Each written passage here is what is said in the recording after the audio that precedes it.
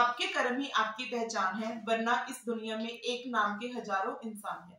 Hello friends, मैं हूं पूजा from Micra institute of Baltana. आज मैं आप लोगों की एक छोटी सी स्टोरी लेकर आई हूँ, जिसमें क्या है, एक जादूगर होता है जो कि बहुत प्रसिद्ध होने के लिए, मतलब फेमस होने के लिए काफी कुछ करते हैं। उसको एक बार क्या होता है, एक राजा बुला लेता है। तो उस दिन वो जो जादूगर होता है बहुत खुश होता है कि आज तो मेरे को मतलब फर्स्ट टाइम मौका मिला है कि मैं बहुत सारा पैसा कमा सकता हूँ और अपनी सारी विशेष को पूरा कर सकता हूँ। तो वो वहां पे राजकुमार के पास जाता है। तो वहां पे उसको कहते हैं कि कोई जादू पेश किया जाए, मतलब जादू पेश करो, तो उसके अकॉर्डिंग उसको प्राइज मिलने वाला होता है।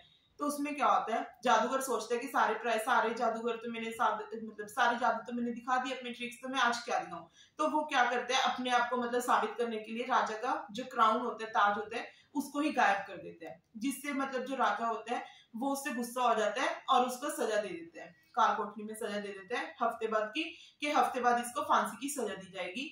तो क्या होता है, फिर वो जादूगर सोचता है कि मैं तो बहुत खुश होने के लिए आया था कि मैं आज इसका मतलब मौका मिला था उसको पैसे कमाने का, बट उसके साथ उल्टा हो जाता है। तो उसकी बीवी में उसको मिलने आती है, उसकी वाइफ मिलने आती है काल कोठरी में। तो उसको काफी कुछ बोलते हैं। तो जादूगर कहता है कोई ना, अभी भी मेरे पास एक हफ्ता है कि मतलब टेंशन ना लो कि अब तक सब कुछ ठीक हो जाए। तो उसकी वाइफ उसको कहती है कि क्या अब तो क्या ठीक होएगा, कि 7 दिन बाद तो मेरे को मतलब उसको मौत की सजा मिलने वाली होती है, कि अभी भी तुम हंस रहे हो। तो फिर क्या होता है, लास्ट में 7 दिन बाद जब उसका राजा आता है उसको सजा देने के लिए आता है, तो वो फंस रहा होता है। तो राजा कहता है आज तुम क्यों हंस रहे हो, मतलब तो सॉरी, आज तुम लोग क्यों हंस रहे हो। तो राजा कहता है, जादूगर कहता है सॉरी, कि हंस नहीं रहा, मेरे को अपने आप के ऊपर ये हो रहा है कि मैं तो सोच रहा था कि साल भर में मैं उड़ता हुआ घोड़ा बनाऊंगा एक, क्योंकि उसको याद आता है कि राजा होता है जो घोड़े पे आया होता है। तो जादूगर को याद आता है कि मैंने तो साल में ऐसा घोड़ा बनाना था कि जो उड़ सके। तो राजे के अंदर मतलब वो आ जाता है, लालच आ जाता है, और सोचता है कि अगर मेरे पास उड़ता हुआ घोड़ा आ गया तो मेरे को तो बहुत फायदा हो जाएगा, मैं कहीं भी जा सकता हूँ, मेरे अंदर बहुत सारी पावर्स आ जाएगी। तो उसकी वो फांसी की सजा माफ कर देता है और उसको 1 साल का मौका देता है कि 1 साल बाद अगर तू मेरे को घोड़ा दे देगा तो उसको बहुत बड़ा प्राइज मिलेगा, अदरवाइज क्या होगा, उसको फांसी की सजा से मार दिया जाएगा।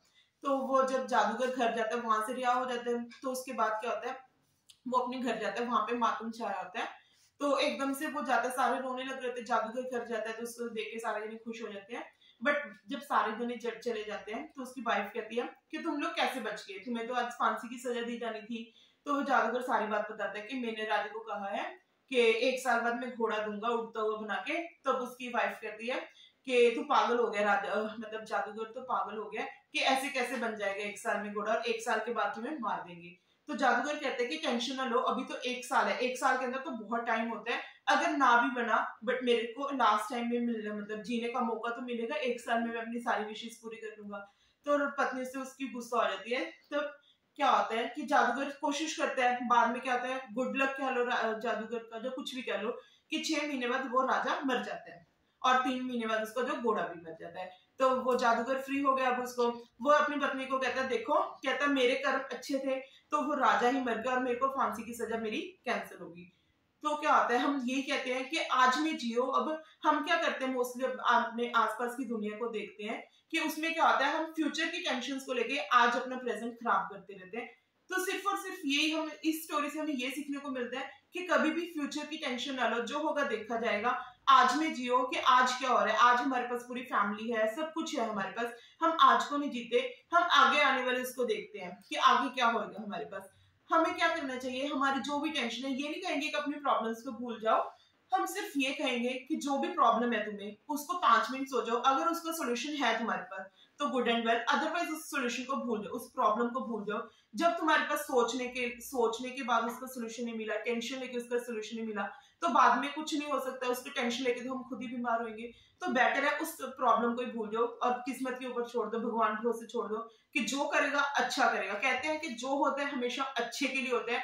तो उस चीज को भूल जाओ, हमेशा अपने आप में जियो, अपने आज में जियो, ताकि अगर हम हमेशा कल की ही सोचते रहेंगे तो आज में हम कभी नहीं जी पाएंगे। और हमें एक चीज और सोचनी चाहिए, जिस आज में हम जी रहे हैं वो कल हमारे लिए कल था, मतलब जो आज हम जी रहे हैं, थोड़े दिन टाइम पहले हम आज के लिए भी सोच रहे थे कि आज हमारे पास ये हो, कल हमारे पास ये हो। तो हमेशा आज में जियो, अपने प्रेजेंट में जियो, अपने फ्यूचर की कभी किस चीज की टेंशन नहीं लेनी चाहिए कि हमें ये प्रॉब्लम है, हमें ये प्रॉब्लम है। हमेशा उस चीज की पॉजिटिव में जाना चाहिए कि हमारे पास अगर ये चीज है तो लोगों के पास तो वो चीज भी नहीं होती। हमेशा अपने छोटे को देख के रहना चाहिए। ऐसा नहीं है कि अपने बड़ों को देखते रहो कि हमारे पास ये नहीं है और वो नहीं है। हमेशा अपने छोटों को देखो अगर जिंदगी में बिना टेंशन के रहना है। तो थैंक यू।